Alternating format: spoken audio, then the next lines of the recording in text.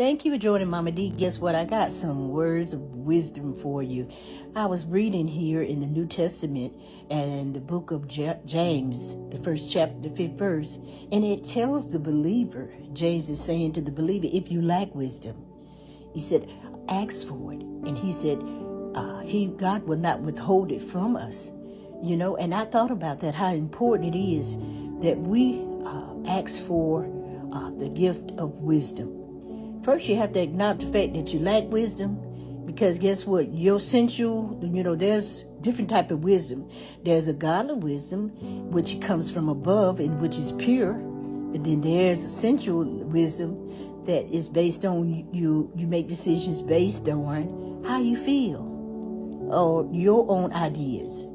Then there's a devilish wisdom. Yeah, that kind of wisdom that you have to do devilish things. Oh, yes. And so that's why we as believers, we should walk in godly wisdom.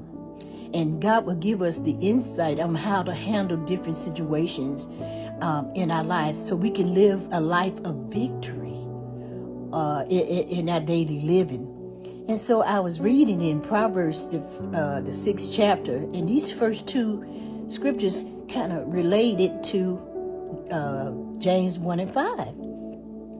And how it's important how King Solomon was just letting us know and warning us how to be careful that we and warning us against foolish actions.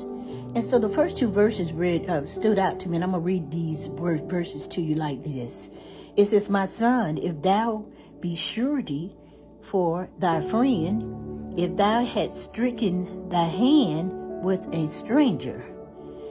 In the second verse, it says, thou art snared with the words of thy mouth, that thou art taken with the words of thy mouth. Kind of sound all together, and you kind of got to read it slowly so you can get some understanding. But that's why it's important that we get wisdom. The scripture tells us, in all thy getting, if you acknowledge the Lord in all our ways, and in all thy getting, get understanding. So wisdom, God gives us that understanding that we need.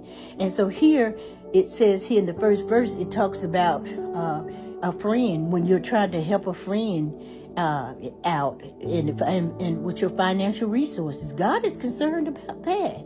Even those little simple things that you don't think that God pays attention to, God is concerned about even your relationships. Sometimes money can come between people. We can loan people money because that's what surety was about. When you give people, when you loan people money or give people money,